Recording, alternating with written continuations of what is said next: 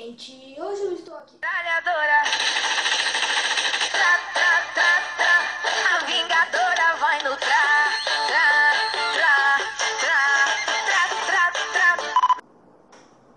O que eu fiz? Eu fiz o hit da semana, o galera, que ninguém resiste, né, mano? Hoje eu vou fazer alguns tipos de alunos da escolinha. Então, né, galera, vamos começar. Vou fazer só 5, que é só 5 que eu sei. Primeiro aluno, tem aquele, cara. Meu Deus, tem aquele que não presta atenção em nada. Tipo, a lousa tá tipo um negócio gigantão. Ele pode estar olhando pra lousa e não tá entendendo nada. Ele não presta atenção em nada, galera. Também tem um que não tá nem aí com nada. A letra tá tudo regaçada. Não entendeu a matéria de matemática. Tirou 0 na prova e tá tipo de boa. Tipo assim, ó. Tô nem aí.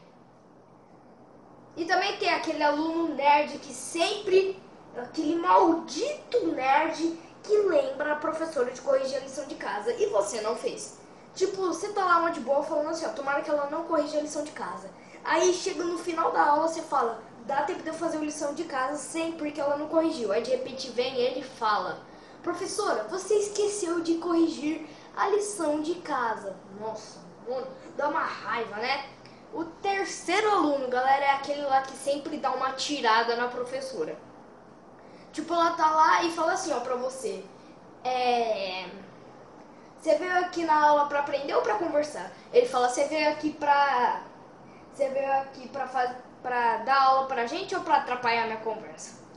O quarto também tem aquele aluno irritadinho, que ele pode fazer qualquer coisa, mas ele sempre vai ficar irritado.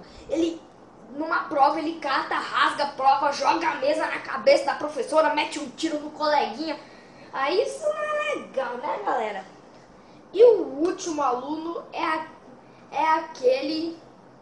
aquele que se acha o galã, aquele que se acha o bonitão, mas nunca olhou no espelho, né, galera? Tipo, sou lindo. Aí olha pro espelho, meu Deus, que coisa é essa?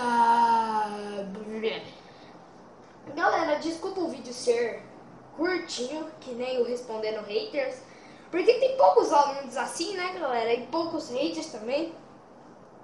Mas se gostaram, dê like, adicione os favoritos, se inscreva no canal se não for inscritos e tchau!